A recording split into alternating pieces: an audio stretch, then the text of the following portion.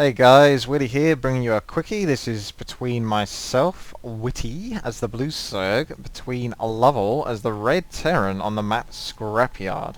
Now, if you're playing Zerg on this map, you're going to be wanting to send over your Overlord. But when you're playing against a Terran, you want to be careful about how you send that Overlord over. Because not many Terrans bother to do this, but if they know they're against a Zerg opponent, they can always get a rather early barracks. Pop out that one Marine, and if you're ignorant enough, I would say, or naive enough to send your Overlord towards the middle of his base, and then realise that he's got a Marine there, your Overlord is not going to make it back out, I can tell you that for sure. All it takes is one Marine. One Marine in a good position, by the way. I do the 11 pull there. It's going to be 11 pull, so what you do is the extractor trick, where you take over the Thespian geyser with your extractor and then cancel it straight away. Then build yourself a spawning pool, and then after that what I'll do is I'll do that extractor trick again, because I've got 3 lava and I want to try and keep it under 3 as much as possible. So that way I turn one of them into a drone, and then as soon as I can make an Overlord, that's when I do it. Boom, Overlord comes out. So pretty soon I'm going to be doing a sort of Zerg rush. You can't really rush with Zerglings on this map, so that's why I've done a fairly late pull in terms of rushing. A 10 pull isn't very late, or rather an 11 pull, because it's about as late as you can be for a rush, I would say. Any later than that and you're not really rushing.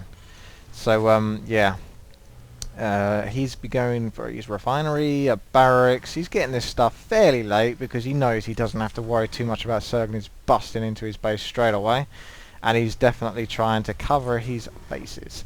Now, a lot of Terrans might get themselves 2 barracks or something like that to the front, and I'd almost suggest that you do this, because supply depots are rather weak, only 350 health, whereas barracks have 1000 health.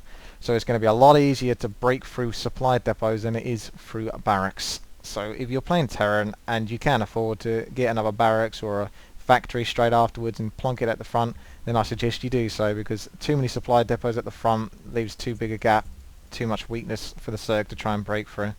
So here we can see I've got myself a queen. The idea is to basically pump out drones to begin with, and then once I feel I've got enough lava, then I'm going to continue to make it make a ton of Zerglings. Get myself a second extractor, because I want to be getting myself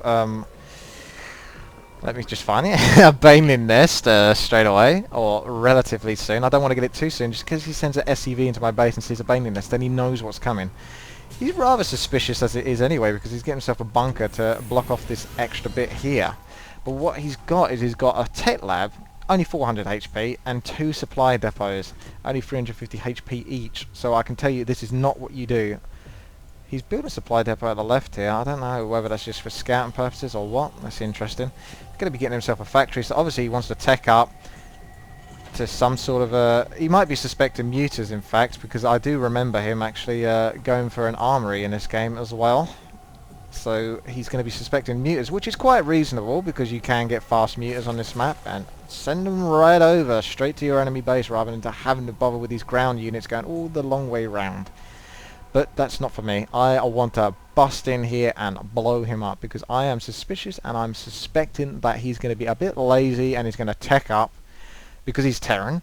It's what they do. They get inside their base and they tech up, and he's probably not going to invest in that many units. He's got himself a couple of marauders, maybe to deal with roaches that might come through. They would definitely deal with roaches, not really a problem. Roaches would have a hard time getting through that unless you went mass roaches. But by then it might be too late anyway, because tanks could possibly be out. Who knows? I'm going to want to use this Shroud of Darkness here. As you can see, any units inside it cannot be seen from units outside. So what I'll be doing is converting these Zerglings into Banelings. Now I believe I had a little sneak peek. I'm not even sure actually. Did I? Yes, I did. I've already got the Overlord here, so he's out of range of being hit by Marines. But he can still have a little sneak peek every now and then. Just go slightly forward and slightly back so he doesn't get killed, just to see if anything's changed on the front. Armory's going down now, so either a tank or 4 will be coming out relatively soon. But it's not going to be doing much against these Banelings and Zerglings. I'm waiting for my speed to upgrade, because you see all these things, Baneling nest and speed, you don't have to rush, because what you want to do is you want to make sure you've got enough units that you can actually capitalise on the bust, the Baneling bust. Because if I break through there fairly early and then use up all my units to do that, he can still survive. But he isn't going to survive if I really push my luck and wait for him to spend as much resources on teching as he's clearly doing. He's getting very few units and spending so much time teching. So if you're suspecting that your enemy is going to be doing this, then that's what you want to do. You want to bring in a couple of Zerglings first, so they take into fire before you use your Banelings. You don't want to use up all your Banelings. Be careful not to do this. Just blow up the supply depots and then bust in. Save those Banelings, put them on hold, otherwise they will go crazy. Send a few into the SCV line, boom, tons go down. Always a good move. You've got spare Banelings, just send a couple there and then let the Zerglings do the rest. You want to make sure you've got enough Zerglings. Don't convert them all into Banelings, otherwise you've got nothing to mop up. And then that's the end of that. So basically, don't be too greedy. If you suspect your enemy is going to be very greedy and tech up, then punish them. Punish them hard. Baneling bust is doable. It's just you need to know how to do it, otherwise 9 times out of 10 it's not going to work. You're going to use up all your resources and then the enemy is going to end up beating you down because you've lost all of your units and they've still got tons left. So I hope you learned something from this. Thank you very much for watching. This has been WTii. Please subscribe, rate and comment.